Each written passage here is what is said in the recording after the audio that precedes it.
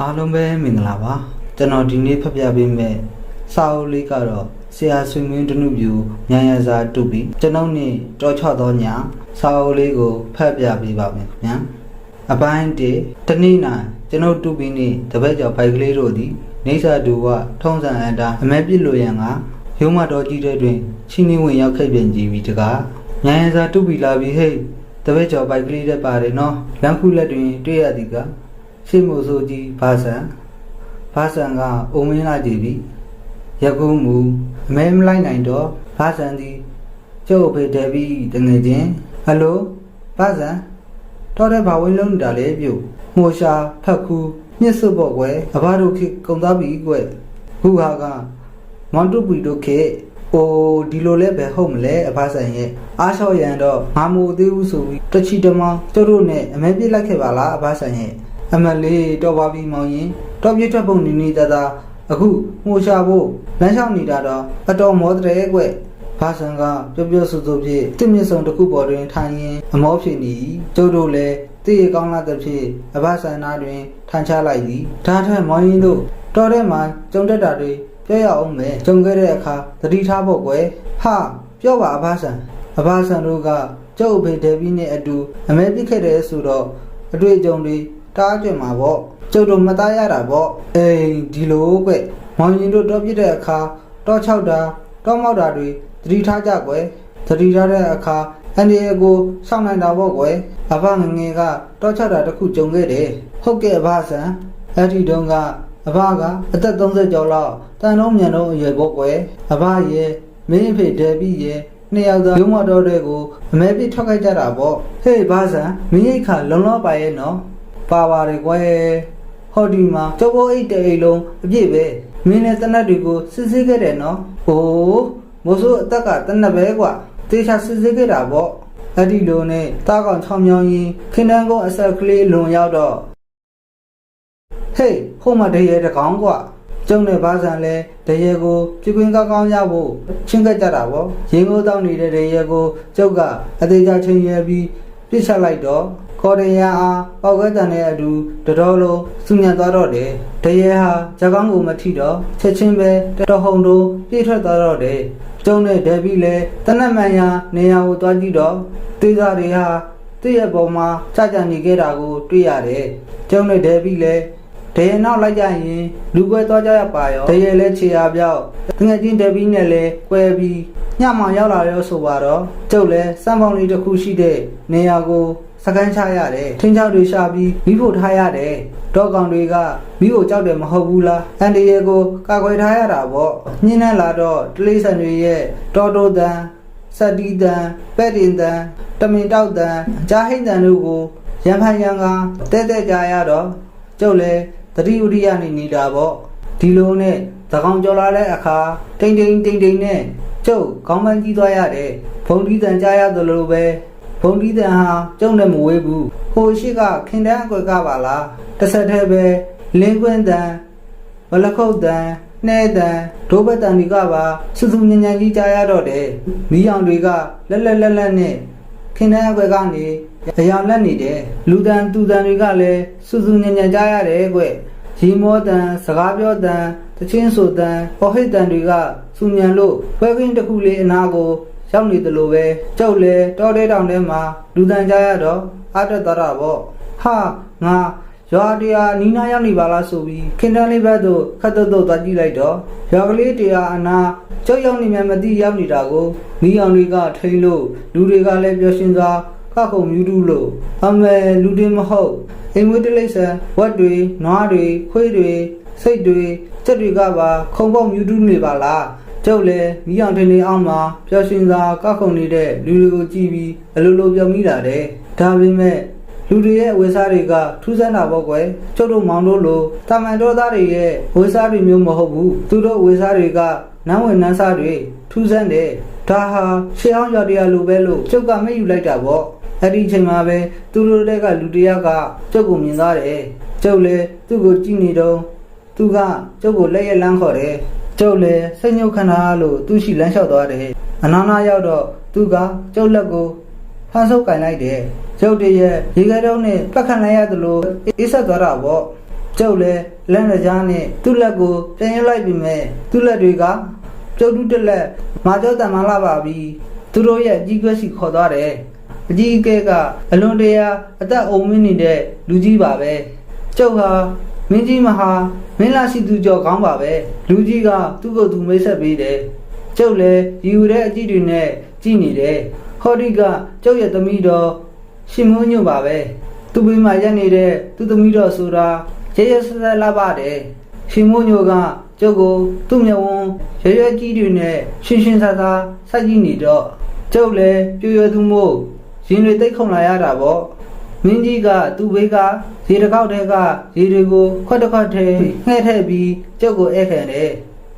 ကျုပ်လည်းရေငန်းငန်းနဲ့တောက်ချပါရောဖူးနှိချုံများတဲ့အရေတွေကကျုပ်လည်းချောင်းတစ်လျှောက်စီးဝင်သွားပြီးကျုပ်ရဲ့သွေးတွေကစူပတ်နိုးကြလာရတယ်ကွပြီးတော့စိတ်တွေကလည်းယူကြပြီးကျုပ်လည်းသူတို့နဲ့အတူရောနောက်ကခုန်နေမိတာပေါ့ကွယ်ထူးဆန်းတာကဘလောက်ကမမောဘူးကွကောက်နေတဲ့အုပ်စုထဲမှာအလွန်တရာချောမောတဲ့မိမပြိုလေးတွေပါတယ်မိမပြိုလေးတွေအားလုံးကကျုပ်ကိုအေးပေးတယ်ရှင်မိုးညိုကတော့ကျုပ်ကိုအေးပစုံပါပဲကျုပ်လည်းအဲ့ဒီတုန်းက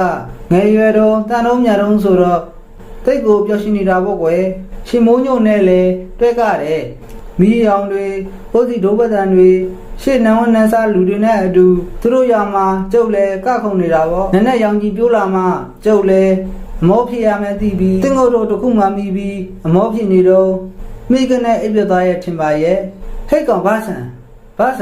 ကျုပ်ကိုခေါ်တန်းကအဝိကလိုတက်တက်ကြရပြီးနောက်ဆိုအနိကကျဲလာလို့ကျုပ်လက်နိုးတာတော့ဟင်းဒေဘီပါလားမင်းကွာငါမင်းကိုစိတ်ပူပြီးတညာလုံးလိုက်ချနေတာမင်းကဒီမှာလာနှက်နေတာကိုဟာဟိုးစီဒုဘဝိုင်းကောမင်းကလေးတွေကောရင်ပြီးတော့ရွာတိုင်းရှိကြီးကကျုပ်လည်းညတုန်းကကျုပ်ရောက်ခဲ့ဝင်ခဲ့တဲ့ရွာတိုင်းရှိကြီးအကြောင်းကိုသတိရမိတာပေါ့ဟင်းဘယ်ကရွာတိုင်းရှိကြီးလဲဘယ်ကဒုဘဝိုင်းလဲမင်းရောက်နေတဲ့နေရာကိုသေချာထားစီစမ်းမအောင်ပါဆန်ကျုပ်လည်းအဲ့ဒီတော့လူလဲထပြီးဘေးဘဝင်းကိုကြည့်လိုက်တော့ကျုပ်ရောက်နေတဲ့နေရာကမှတ်တိုင်းတချို့ရေပုံမို့တချို့အုပ်ကူနှလုံးနဲ့တင်းညာကြီးပါလားကျုပ်ကောင်းပြီးအိတ်နေတာကအုပ်ကူကြီးမှတ်တိုင်းကစာတွေကဖတ်မရတော့ပေမဲ့အုပ်ကူနှလုံးကစာတွေကတော့ရေးရေးလေးဖတ်ရနေတော့မှာပဲအပိုင်းနဲ့တောချသောည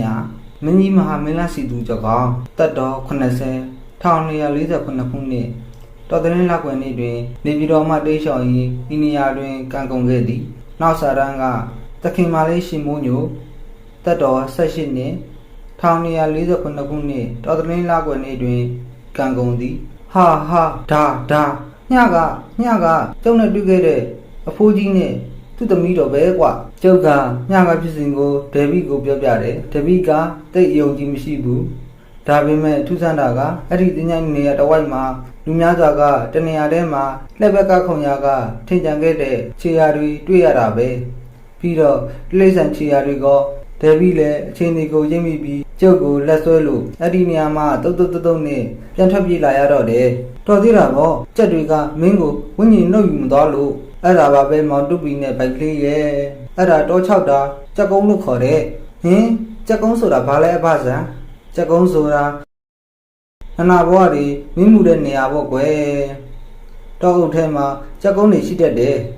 သူတို့ရဲ့ပိုင်တဲ့ထဲဝင်လာပြီးဆိုရင်သူတို့က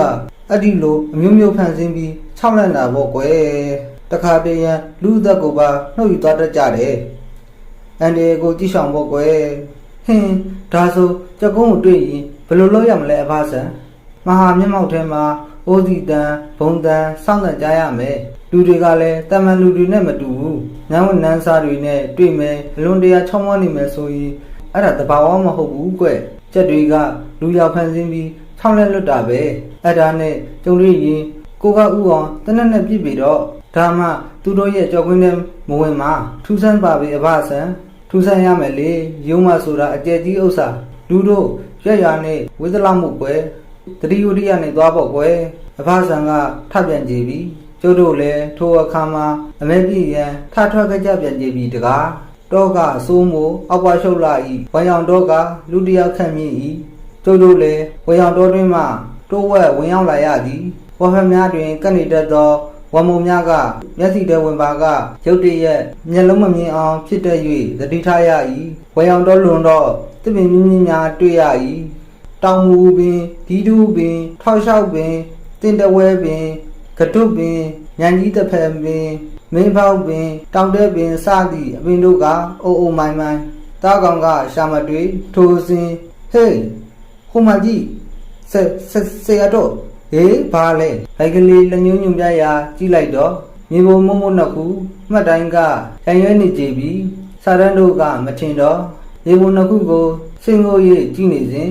နာနာကပ်ပြီးလကွင်းတန်ကြားရတော့၏ကျုပ်တို့ရုတ်တရက်ခေါင်းတစ်ပန်းကြီးသွား၏လူအများစုဝေးပြီးညာတံပေအော်လိုက်တန်တဲ့အတူအိုးစီဒုပတံများပေါ်ထွက်လာ၏ကျုပ်တို့လည်းအတန်ကြားရာလှမ်းကြည့်မိလိုက်တော့အလိုဟိုခင်နှန်းကွယ်ကပါလားခင်နှန်းကွယ်မှာအိုးစီဒုပတံများပေါ်ထွက်လာကြ၏ဒုပတံများက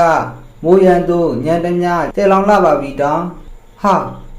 ဆရာတို့မြေပုံလည်းတွေ့တယ်အိုးစီတန်တွေလည်းကြားတယ်ဟုတ်ပါပြီ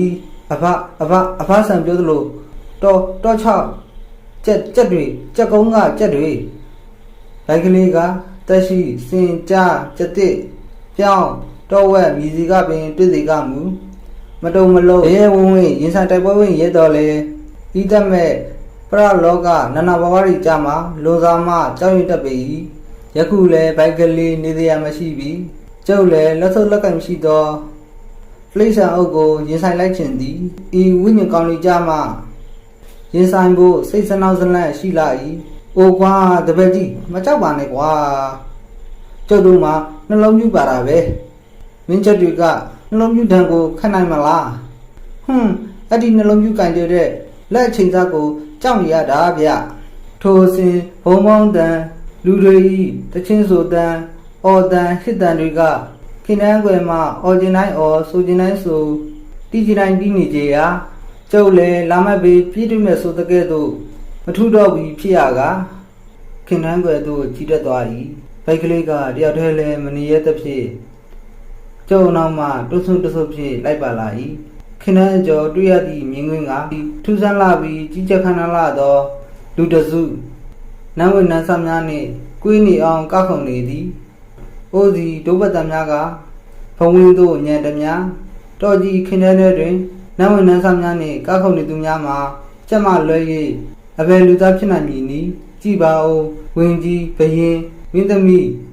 အပြိုတော်ဆုံးပါပေကျုပ်တို့လည်းတစ်ပင်ခွဲမှချောင်းနေစဉ်ကျက်တယောက်ကကျုပ်တို့ကိုမြင်သားကြည်ကကျက်ကလက်ရလန်းခေါ်၏ဆရာတို့ခေါ်နေပြီဗျပြစ်ကျုပ်လည်းကြက်ခေါ်တော့မခံကြက်ကိုတနက်နေ့ချိန်ရပြီးပြစ်လိုက်တော့သည်လက်ဦးဘုကအရေးကြီးသည်မဟုတ်လားဟိုက်ပြစ်တယ်ဟာကြက်ကချက်ချင်းပင်မြေပြင်၌ပြဝစ်လိုက်သည်ကောက်ခုံလူတီတို့ကလည်းရုတ်တရက်ရက်သွား၏ဟိုးစီဘုံစောင်းတန်လည်းတိတ်ဆိတ်သွားသည်ဟာတုပ်ပြီးတနက်နဲ့ပြစ်နေပြီပုံဟေးတုပ်ပြီးပြစ်မဆောင်နဲ့ရေရှောင်းရင်လွတ်တယ်အောင်မဲ့ကြက်ကကျုပ်နာမည်ကိုသိနေပါလားတော်တော်ဘုဒ္ဓရရှိတဲ့ကျက်ဆရာတို့တို့မြန်မြန်မာပြည်တလွားဖိတောင်ကြောက်လိုက်တာကြည်စမ်းဆရာတို့အမိကိုလူလောကပါမကပရလောကလေးပါသိနေကြပါလားကျက်များကအတီးတီးနိစေယအပင်ဂမုံခြုံများ၌ဝစ်ကြ၏အလိုကျက်တွေကပုံနေပါလားပုံနေတာဘောဘိုက်ကလေးရကျက်လဲနှလုံးပြူကိုကြောက်တာပဲဟိတ်ကောင်တွေမင်းတနက်ချပြီးလက်မြောက်ထောက်ခတ်စမ်းဟာတတိဖစီဟုတ်ပါတတိဖစီကခြုံတွင်းမှနေ၍အောင်မင်းခန့်ငားလာသောအတန်ကျကြီးဖြင့်လှမ်း၍အမိပေးနေကြတော့သည်ဟာဟိတ်ကောင်ဘိုက်ကလေးတတိဖစီကဘလို့ရောက်နေတာလဲဘိုက်ကလေးကခေါင်းမိုး၍မကြည့်ရဲ့ရေပြင်တွင်ဖြူမှုတောင်းထောင်နေရမှအိုးဆရာတို့ကလည်းအဲ့ဒါတတိဖစီဘဲကဖြစ်ရမှာလေဗျာကျက်ကတတိဖစီအောင်စောင်းနေတာနေမှာပေါ့ဟေးဟုတ်လားဟုတ်မယ်ပြစ်တာပြစ်ဗျာဘာစီကကြုံတိုင်းမှာဘလို့လုပ်ပြီးရိုးမတဲ့ရောက်နေမှာလေအေးကွာအိုးကွာကျုပ်လေတတိပါစီအောင်ဆောင်ထားသောကြက်ကိုနှလုံးပြူဖြင့်စင်ကပြည့်၏ကြက်ကခြုံဖို့အကွယ်တွင်ခေါင်းမဖော်ရတော့ပြီဘာစီကပုံနေရင်စိတ်တိုင်းထား၏ဟိတ်ကောင်တို့ပြီမင်းတနက်ပြည့်ရမလားမရဘူးလားမရရင်မသိမြင်တဲ့တိုင်းပဲကွာ ဟုတ်ပါဘူးငါနှလုံးကြီးနဲ့တွေ့မယ်ကဲကွာဟိုက်ကြက်ကတနက်ရှိတယ်ကြက်ပါစီကမခေပါလားနှလုံးကြီးပြည့်ကြည်၏ကျုပ်တို့လည်းကြမပြစ်နိုင်တော့ကြက်ပါစီကလက်ဖြောက်လာ၏ဝိနေရထွက်နေသောကျုပ်၏အုတ်ထုပ်ကလေးကြက်ပါစီလက်ချက်ဖြင့်လင်းသွားကြရာဟဲ့ကောင်တူပြီမင်းလက်နဲ့ချမလားမချဘူးလားကြက်ပါစီကလူပါစီကဲ့သို့စိတ်တို့ချင်းတူနေ၏ရုတ်တရက်ထပြီးကျုပ်တို့စီတက်ကြီးလာနေကြရာကျုပ်မှာဘာစီကိုမပြစ်ခတ်ရဲတော့ဟဲ့ကောင်တူပြီတနက်ချလက်မြောက်ကျုပ်လည်းဘာစီကိုငကြောက်ဖြစ်ရကရောင်ရဲပြီးတနက်ချလက်မြောက်ရ၏ဟဲ့ကောင်ဘာဖင်မူတော့ထောင်နေလားလေကဲကွာဘိုက်ကလေးမျက်နှာမဖော်နိုင်ဖင်မူတော့ထောင်ပြီးကိုယ်အောင်နေ၏ဆယ်ရတို့ပြစ်ပြားဘာစီမဟုတ်ဘူးအဲ့ဒါကြက်ဘာစီနာနာဘာဝဘာစီကြက်ကုန်းကတကြီးအောင်မကဲကွာဘာစီကဘိုက်ကလေးဖင်ကိုပိတ်ကန်လိုက်ရာဘိုက်ကလေးကစင်ဟိုတိုးလိုလိမ့်ထွက်သွား၏ဟိုက်ကြက်ကကန်လို့ရတယ်ဟာဟဲ့ကောင်လေးဒီကောင်လေးကိုကျုံးတော့ဆန်းကြက်တပည့်များကကျုပ်ကိုနှွေကျုံးများဖြင့်လက်ပြန်ကျိုးတုတ်ကြရာကျုပ်တို့မှမလောက်တာဟင်းတူပြီပြစမ်းဘာဖြစ်လို့ကျုပ်ကိုတနက်နဲ့ပြည့်ရတာလဲဟင်ခမည်းတော်ကကြက်တွေမဟုတ်ဘူးလားဘာကြက်လဲကိုရကတတိကိုတော့ကိုမမမိလောက်အောင်နင်းတို့ကဘာဖြစ်နေတာလဲဒီမှာကထိတ်မစခင်းဖို့တောင်လင်းရကအရက်ဆက်ကိုတကူးတကသွားငားလာရတာ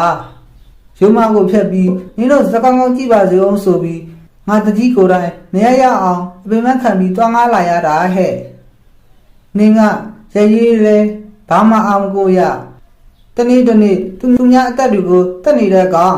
အာကုသို့ကောင်အပင်ငယ်ကြမဲ့ကောင်ဟင်တကြီးဒါဆိုကြက်မဟုတ်ဘူးပေါ့လာပြန်ပြီဒီကြက်ဘာကြက်လဲနေဘိုးကြီးကြက်လားကဲ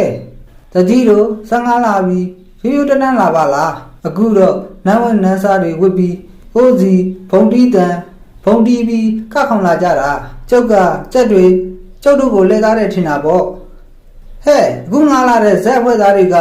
အားလုံးတော်သူတောင်သားလေသမားထောင်ရသမားတွေဟဲ့နားတဲ့ချိန်မှာလေတဲ့ဆင်ထောင်ရခုတ်အလုပ်လုပ်ရတာငါသူရှိမှကမန်ကရန်ထားလိုက်လာရတော့အချိန်မရဘူးပွဲရက်ကလည်းမရှိတော့ဘူးအဲ့ဒါကြောင့်မို့အခုလိုနားနေတဲ့အချိန်မှာတချီတမောင်းဇက်တိုက်နေတာအဲ့ဒါနင်းတို့ကတော်တဲ့ကိုဘလို့လို့ရောက်လာပြီးတို့ကိုကြက်လို့လဲထင်တနက်နဲ့လဲပြည့်ရတာလဲတွတ်ပြီးနင်းတော့ကြုံတိုင်းရောက်မှထိတ်တုံးခံရမယ်ဘာဆန်ပြောသလိုကြက်မဟုတ်ပါလားကြုံတိုင်းပွဲရများကစီကားစွာကျင့်မနေကြပြီရွာမီ60မှလှဲ့များဖြင့်လာရကြည့်ကြ၏စပွဲကအိုးစီတန်ဒိုးဘက်တန်ဘုံတန်စောင့်တန်များကလေအသင့်ဝဲပါလာ၏ကျုပ်တို့ကတကြီးပါစီအေဘီနာအချုပ်ခန်းထဲ၌ထိတ်တုံးကိုသာဖော်ပြရင်ကထဝဲညကိုဖျက်တမ်းရသေးပါလားတကားအချိန်မြင့်မရှိတဲ့ယုံတဲ့ပုံမြင်ပြောသောမိုးစိုးအောင်ကြီးဘာဆန်ကိုသာမကြင်မနဲ့ရေရင်းဖြင့်ကျို့တို့ဆရာတပည့်နှစ်ယောက်ကံကြမ္မာကိုသာရုံးမဲ့ဖွဲ့ရင်ဒီနေ့ကံကောင်းပါလား